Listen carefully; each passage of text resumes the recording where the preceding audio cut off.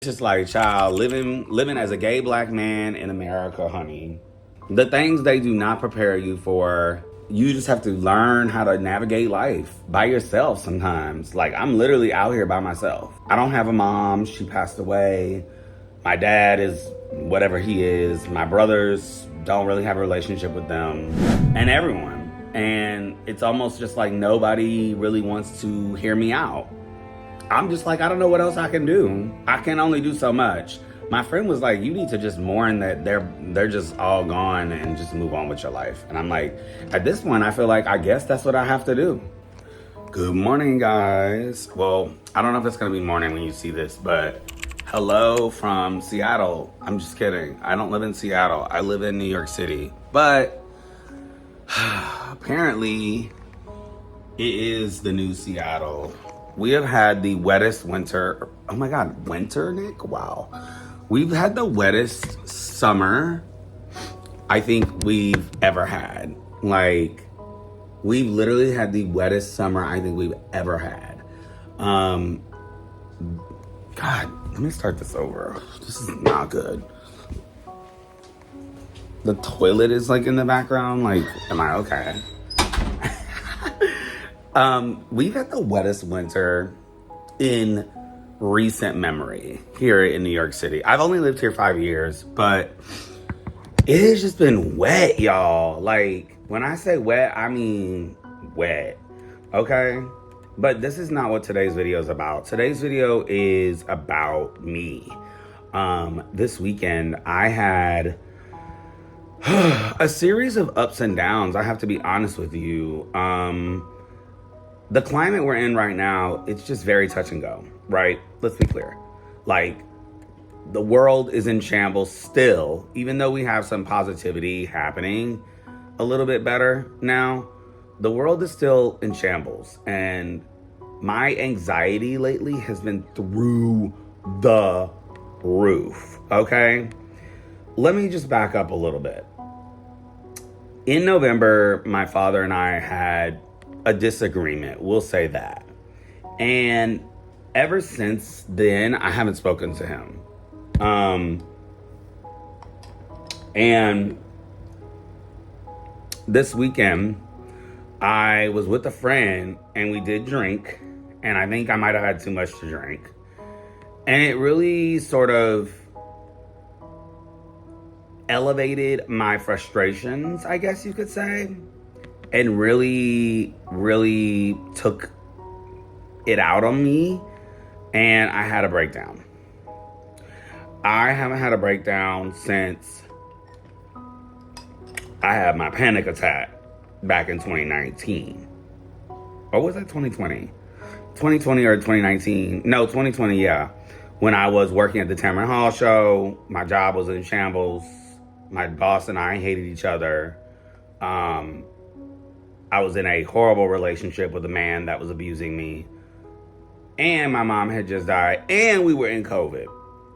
Went through all that, had a nervous breakdown, went to the hospital, like ambulance, whole bit. Scary. Wouldn't want that to happen again, honestly. And also, without insurance, I definitely wouldn't want that to happen. Now we're good. We have insurance again. But the thing is I stopped taking my Wellbutrin in January when I was in Mexico feeling good. Okay? I was feeling good. I was like, you know what? I don't need to be taking this anymore. I've been taking it for years. It's time to like just end this. And I still don't want to take it. Listen, you do what's best for you in your journey. Like, if you're on antidepressants or whatever you're on, you know, mood stabilizers, beta blockers, whatever you need to survive these days, baby. Coffee, caffeine, take it. But I think I've come to the realization that I need to slow down with my alcohol intake. And it's not say stop, because over the years, I've definitely slowed down. But something triggered me, and I'm like, I don't know what that was. So I think I need to figure out what that was during my episode and then I can maybe be a little bit more cognizant when I'm drinking. You know, I think it was just like me with my best friend. We were just like talking about family and stuff. And he's so close with his family, and I'm not close with mine at all. And it just came to a head, and I just like, it was just a mess. I got kicked out of somewhere, not because I was being belligerent. I guess they were just like, we can't serve you anymore. And I'm only sharing this because, not out of judgment, hopefully you guys are more compassionate than that, but I'm sharing it because I know I'm not alone. It is something I've struggled with. Alcoholism runs in my family. And it's definitely not what I want to be as a human. And I'm not saying that I'm an alcoholic either, because I don't think it's to that point where I'm just sitting up in here abusing alcohol like that. Because I don't drink during the week. I only drink on the weekends. And you know how they say binge drinking is the worst drinking? Well, that might be also a factor here too. So it's not to say that I will have the occasional cocktail, because I will. But I apparently like called my cousin and a friend, and I was just not myself. And I think my friend is considering, like, he's really worried about me. And I'm like, child, I'm fine. I'm not like, going to get to that place where I was after my mom passed away ever again, because that was a very dark time. But I eventually need to figure out what is going on with me and my dad, because apparently I'm the only one that has to figure that out. He is taking no responsibility. He is basically just wanting to just brush things under the rug. And I'm at a point in my life where I don't brush things under the rug, sweetheart. I solve problems. And I gave him a letter, and I basically told him in the letter, I was like, yo, like, this is what's going on. Like, here are my feelings on paper. Because I could not express them, verbally, because I'm a better communicator. I'm a better writer.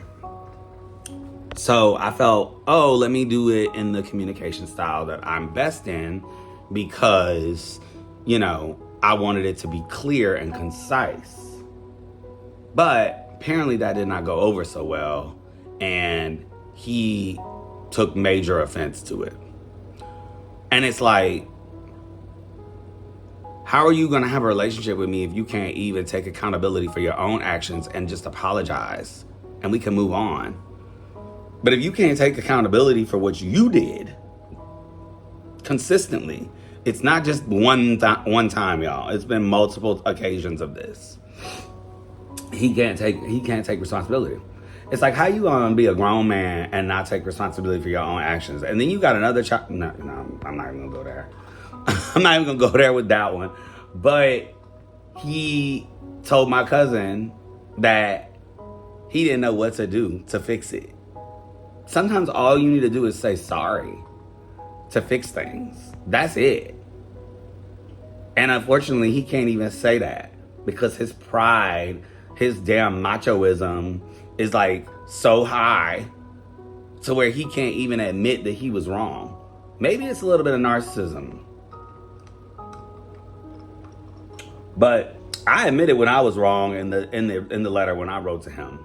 I said, listen, this is where I fucked up. Here's where you fucked up. Correct yourself. Apparently did not go over well. Did not like that. He still thinks I'm a child. You see, the problem is when you don't raise your children correctly, and when they start to try to raise you when you're in your 70s, it's all of a sudden the dynamic change, the power dynamic changes. And they don't like that. They don't like being told, oh, you did X, Y, and Z wrong. Here's how we can fix this. They think they can just do whatever they want. And they think that they hold the keys and the power at all points. No, babes, I'm actually a human, and I'm an adult now. I'm not a child anymore. Unfortunately, you weren't in my childhood as much as you should have been. So now you still sort of think that I am a little kid. Well, sweetheart, you're sadly mistaken. I'm not a child anymore. So you're going to need to treat me like I'm an adult. And you don't own me. You do not own anything that I do. You can disagree with what I do, but you cannot control what I do. So at the end of the day, it is what it is. I'm going to try to figure out what to do. I am going on a vacation soon, so hopefully I can take that time to just sort of rethink and just sit with it. Because it's definitely been weighing on me. He's older. I don't know how much time he has left here on Earth. But at the end of the day, I just want respect. That's all we want as humans is respect. We want to be heard. And listen, I'm down to listen to you, but if you're going to disrespect me, I don't want to listen. That's not respectful, meaningful conversation. If you want to give meaningful conversation and respect, then yes, I'm open to conversing. But if you don't want to do that, then you can just write me a letter back. And then he wrote a letter back in child. It made no sense. I was like, what is this? So, I don't know, guys. I will keep you posted how this goes. It's just like, child, living as a gay black man in America, honey. The things they do not prepare you for, you just sort of have to learn. Sorry, I thought something was on my foot. You just have to learn how to navigate life by yourself sometimes. Like, I'm literally out here by myself. I don't have a mom. She passed away. My dad is whatever he is. My brothers don't really have a relationship with them. To a fault of their own, honestly. I've tried so hard to have a relationship with them, him, and everyone. And it's almost just like nobody really wants to hear me out. So I'm just like, I don't know what else I can do. I can only do so much. My friend was like, you need to just mourn that they're just all gone and just move on with your life. And I'm like, at this point, I feel like I guess that's what I have to do.